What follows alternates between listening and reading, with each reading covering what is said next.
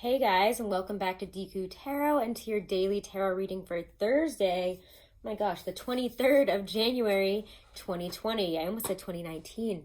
I'm actually starting this right at 11:11. I was just connecting, doing my little meditation beforehand, and then I looked down as I was done and it was 11:11. So I was like, okay, there's no better time than to start the daily than now. So I hope you guys have had a wonderful week so far. We're at my favorite day of the week. I always feel like Thursday is, I don't know, somehow better than Friday, for me at least. Let me know what your favorite day of the week is in the comments below. If you haven't, do check out your 2020 readings, guys. And do check out your monthlies. Those are all up. The 2020s are very in-depth, very comprehensive for astrology for the year as well, because there's a lot. So definitely go check that out. Let's get into what's going on today here, though. Let's check this out. Ooh. We're starting out here. I picked up automatically the Hobbit deck, so I guess we'll start off with that. What else is going on today? My thing is over here. Let's see. The moon is in the fourth quarter in Capricorn. Yeah, in Capricorn. And the color of the day is green. It also has a little note here that says, if the candle won't extinguish, it means you're not done working. Sit down and think about whether you missed a step. And I would have to assume that's talking about candle magic, because there's not much else I think that it probably could be talking about. Unless, like, I don't think they mean if you're burning, a Yankee candle or something like that. But let's see what comes up today. And I did a little post over on Instagram for Venus and Pisces, because Venus is in Pisces right now, and I always feel like it's a very poetic mood. So I did a little post for that, and I actually am going to read one of the poems here in a minute after I finish pulling the cards, just because I think it is fitting for the mood. But let's see what's going on today. We're in Aquarius season now. Ooh, that is a powerful vibe there. Let me just get this book so I don't have to find it. And you guys wonder why I'm shifting around. It's because it's freezing here, and I have to wear this giant sweater, and I have to sit with a heating pad on me because it literally is like 40 degrees here. And I live in a very warm place, so this is shocking. And I was not prepared for this. So let's see.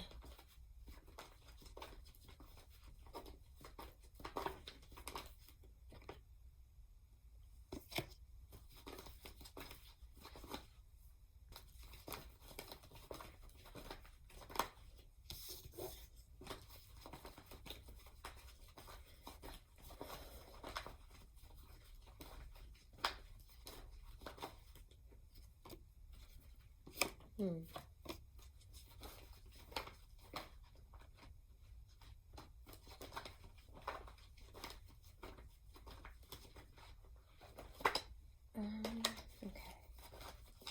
One card at a time. I'm not coming up face up today. Where do I want to pick you? Oh. Well, this is an interesting one. So let's get on with this. This heating thing. Sitting on it too long kind of hurts. It's a little too hot. All right. The first two cards out here are very similar in energy, at least I would say. King of Wands and the Emperor. It's much like, the Queen of Pentacles and the Empress. It's, it's divine masculine in that fact of the Emperor, and the King of Wands is that, heavy leadership energy, but especially together. This is obviously some type of leader, a boss, a really big situation here. And I feel very conflicted here, or maybe that there are two situations, because right after that you get the Five of Wands and the Ace of Wands, which to me indicates we might have some war of words, some type of fight, some type of disagreements, something, working through the small little inconvenient things in this situation. I don't really know exactly how to put that, but it's like small fish. And forgive me if my words are not that great right now. I know it's Mercury is not retrograde yet or anything, but I'm on this medication right now for a few days, and it's making me really quite foggy headed. I feel like I can't put together a sentence in English very well. I don't know what's going on. But anyways, 5 of Wands with the Ace of Wands, you know, first there's 5 and then it narrows down to 1. What you have to say and the direction that you choose, all this other little stuff that might seem like kind of annoying and frustrating right then, it's petty stuff, it's small fish, because what you have to say, where you're going, is the obvious winner. So state your fact today. State wherever you want to go. A direction will come out of all of this. I do want to look at this 2 Kings situation before we go any further, though, because I feel like there's something about it. I'm going to go to my Muka Tarot here. I don't know. I'm really vibing with this tarot. It's new, and I really, really quite like it here. Let's check out this King of Wands Emperor. It's almost like there's a grand leader here, but then there's, I don't know if it's it just feels like 2 different situations. Similar, but different. And as I say that, the 2 of Swords comes out. So we do have a choice. For a lot of you, this feels very much about work, financial, career. And it's interesting because, I mean, you'd expect more of that in Capricorn season. And here we are in Aquarius season. But I think it's because, you know, we've been putting in that work, being steadfast, being steady with the Capricorn energy all that past month. And now we're at this point here where in Aquarius season, we have very clear sight all around. Like I said, when we first entered the season in the dailies, it suddenly was like a bird's eye view, like whoosh, I can now see the bigger picture. And we realize in this bigger picture, you know, once we get up there, that we do have a choice. And we're really not sure how to make that choice. It definitely feels like, at least for a lot of the day here, things are kind of up in the air. But a decision is made. We have to really look carefully at this. What is really balancing out for us? Like what is it that we're really looking for? We might have a tempting offer and we might have one that is clearly the right one. And we might not be able to tell which it is. Justice is able to weigh those options, able to really look at, again, the bigger picture, both sides. And interesting.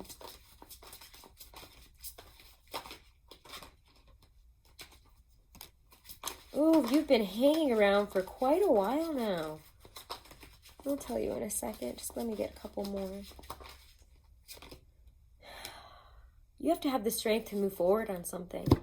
And I say strength again because there it is. How this card, especially in this deck, has been popping up almost, I want to say almost every day for the past few weeks, right? Ever since I got back into dailies, strength has been a main card in the draw for quite a few days, and actually for quite a few signs, even for the yearlies and the monthlies.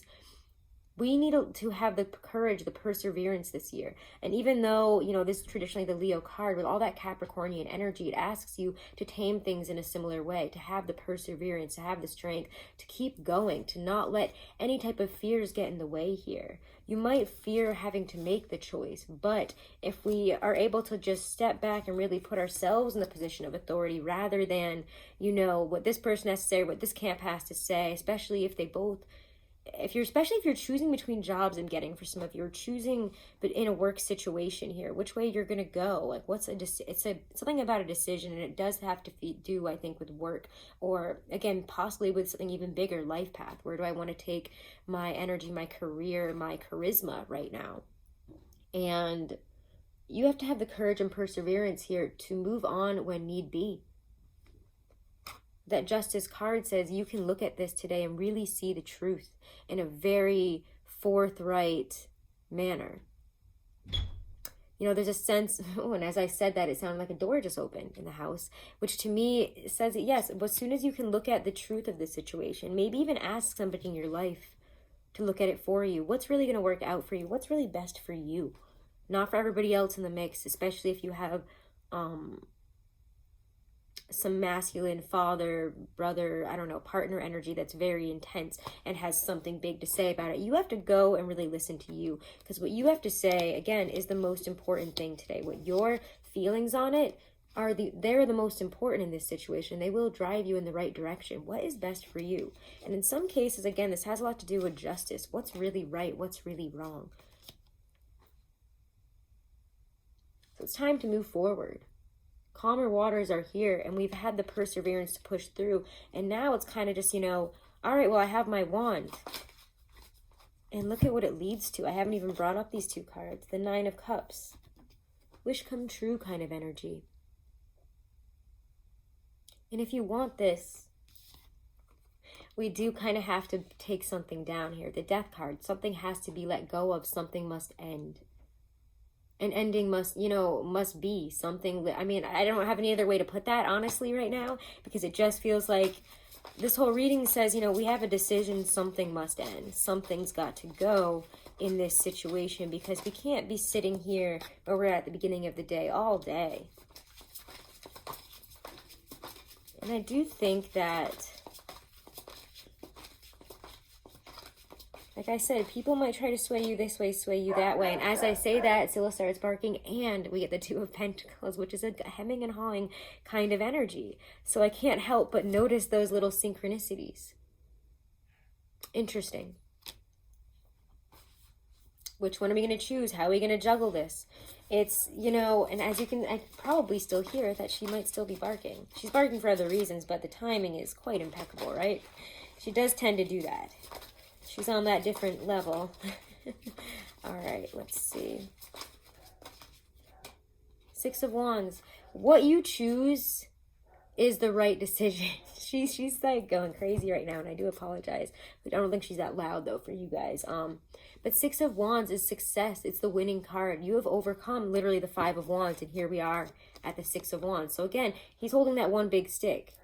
Your big stick, your energy, your direction, what you've got to say, what you want to do, where you want to take things right now is the right direction. And I do apologize. Now she's really going off. But let's pull some oracles, or actually, yeah, let's pull some oracles for this here.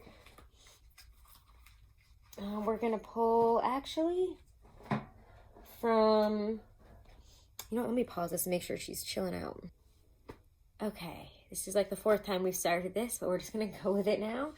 I think she's done barking. We're going to hope so. I don't know what that was. It's not over. But you know what? We're just going to go with it at this point because there's nothing else. I don't know what's going on with her. She's lost it. Your card here is magic. If you do not believe in magic, your life will not be magical. Magic, like the power of Stonehenge, is part of the unknowable, that which you cannot describe, but which exists and makes your life extraordinary. It is part of the goodness of your spirit. It is the mysterious and intriguing part of your spiritual life. Magic is what we are all looking for, but if you try to hold it and name it and describe it, you will lose it. You must talk around magic, describe what led you there, and give thanks for that part of the universe that is unknowable and full of color and strength and magic. Out of relationship comes magic. Out of the friction of forgetting and remembering comes magic. Out of the mists of dawn and the mysteries of creation comes the magic that we call life. Out of your passion for existence comes magic. And that really is what I get here. Your passion for existence, your passion to do something is what's going to drive you. What really resonates in your heart if you feel you can't really make this decision and you're still wrestling with it. Have the strength and the perseverance to leave the old you behind and chase what really matters to you today. I'm going to pull a love card too for those of you that this is resonating as a love message.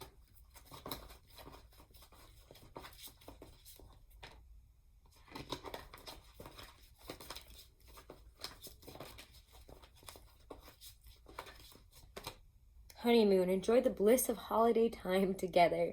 So yeah, maybe for some of you, you need to take a break and you need to experience some holiday time together. It could also be, I don't know, I'm going to pull one more. It's a kind of strange one for this energy, I have to say.